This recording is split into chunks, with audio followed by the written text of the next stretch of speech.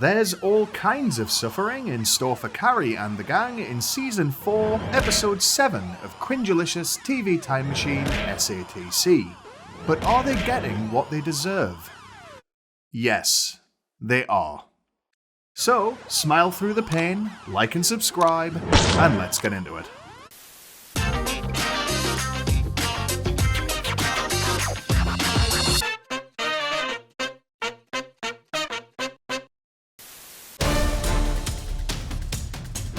If you had immediately on your When Will Something Go Wrong for Carrie and Aidan bingo card, congratulations! You've won nothing. Just like Aidan. Right in the middle of a grunting nap between the two, Mr. Big and his complete inability to leave anyone or anything alone call. Aidan, interestingly, shrugs it off and plows right on through. Whereas, I'd be thumbing through Carrie's little black book for Big's address, in order to pay him a visit, and see how much of that town car fits up his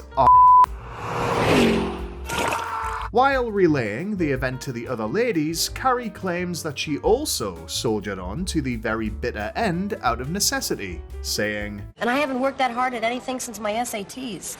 Now that, I believe. She begins to obsess over whether Aidan has really forgiven her affair with Big, fixating on his distance from her in bed, as though whipping out a yardstick every morning will somehow magically divine a man's emotional state. Besides which, Aidan's isn't exactly buried deep. In addition to distant, he's hypercritical, physically violent, and lying about his whereabouts, while he openly flirts with bartender Shayna at Scout, who, incidentally, gives us our first ever one of these. Hi, I'm Carrie. Oh, Carrie. This is one of those everyone sucks here moments that crop up from time to time on the show. Aidan's resentment over Carrie's past actions and Big's festering presence is legitimate, but nobody's forcing him to be there. And I don't know what this smug little dance he's doing is, but if he keeps doing it, the nuts on the bar aren't the only ones that will be getting cracked open. Meanwhile, Carrie's manipulative heaping of compliments on his every word or action in an effort to gloss over what's really going on. How about I take my tall drink of water out to dinner tonight? Who's a better boyfriend than you? You're my hero. You are a great, great boyfriend, you know that? Is as annoying as it is counterproductive. These two should not be together. Like milk and orange juice. Or Pedro Pascal and whoever he's with. For personal reasons. Carrie's behaviour is also explained by her belief that she deserves to be punished for the affair, and that she's working off emotional debt to earn Aidan back. The work in question is overlooking his giant, neon, I might be cheating sign, and running around on the street trying to catch a jet stream of piping hot dog diarrhea in a magazine. Glamorous stuff.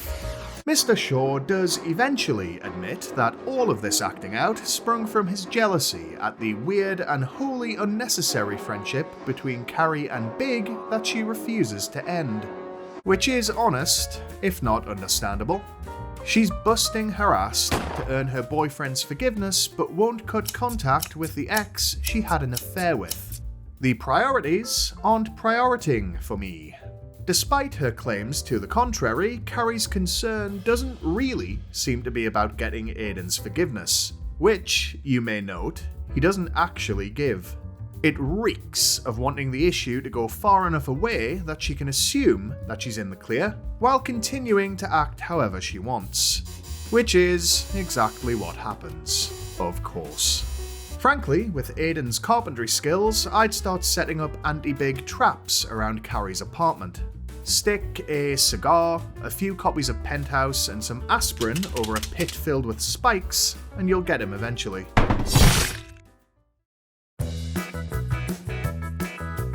Charlotte, who, let's be honest, has never exactly been the most progressive of our central quartet, declares this week that she's considering quitting her job and becoming a lady of leisure.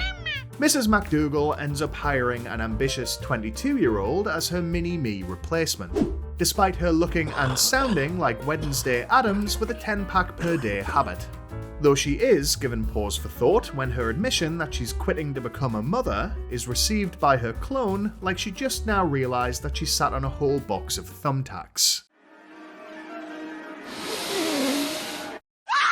Shaw does eventually take the plunge and hands the gallery over, waltzing off into the sunset apparently with renewed confidence that she's doing the right thing. And look, I know this is a contentious and highly subjective issue with which I have no experience, and so perhaps it's best that I don't say anything at all. But if I was going to say something, it would be this. Let's find out what's for dinner. The career versus motherhood debate that this is all framed around is much less important here than why Charlotte's doing this in the first place. You may remember in early season 3 she was raging about her absentee Prince Charming. By season 4, she's stamping her rubbish life into the cookie cutter she's been carrying around since childhood. Trey is an oakley-dokley disaster whose only useful contribution to future generations would be having his gene pool added to prenatal screening. He isn't her prince, he's the front of a pantomime horse with centuries of generational trauma stuffed up the back of him. Nay. And Charlotte knows this. She just thinks that it's this or nothing, when the objectively correct choice would be nothing. And, by way of an insurance policy, it probably doesn't hurt that the pesky prenup she signed is worth $100,000 more every time she cranks out a son. But that's just if I was going to say something. Which I obviously never would.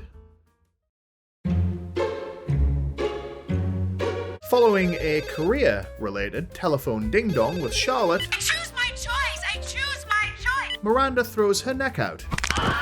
And for some reason calls Carrie for help. Despite everything she's ever done providing concrete evidence that she can't be relied on for anything. Give me the morning kiss. Ever. Sure enough, Carrie prioritizes a work meeting she says she can't cancel over helping her supposed best friend, and instead sends Aidan over to provide assistance. By which time, Miranda's splayed out on the bathroom floor, stark bollock naked, and unable to move. Which, in fairness, can sometimes just be because you've had a fantastic time the night before. It's mortifying by any stretch, but Aidan manages to preserve however much of her dignity remains as he gets her to a chiropractor. Which means, based on what I see these days on TikTok, that Miss Hobbes has about 10 years left before her spine crumbles into dust. Ow! The problem I have with this is, well, mostly the problem that Miranda has with it. Carrie is, and has for a long time been, self-obsession central, and proves it when she rocks up at Ms. Hobbes' apartment under the guise of checking up on her. But really, she's there to trauma dump her latest man drama. Miranda starts off strong by challenging the selfishness, but then abruptly segues into her embarrassment at Aidan seeing her ivory nooks. The end result being that Carrie apologises for sending him over, but not for giving so minuscule a shit about her friend's well-being that it would barely warrant a flush. And then, she keeps going.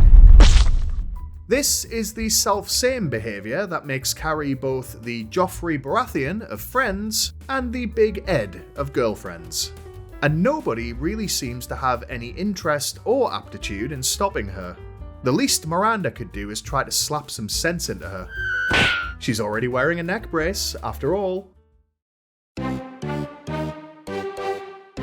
Samantha's latest bedroom friend is Brad, who she basically kidnaps in the back of the same cab he just stole out from under her on the street. Somewhere between 5th Avenue and the meatpacking district, she unpacks his meat and introduces it to her avenue. It's the area immediately adjacent to Jones Crescent that Brad turns out to have a bit of an issue with.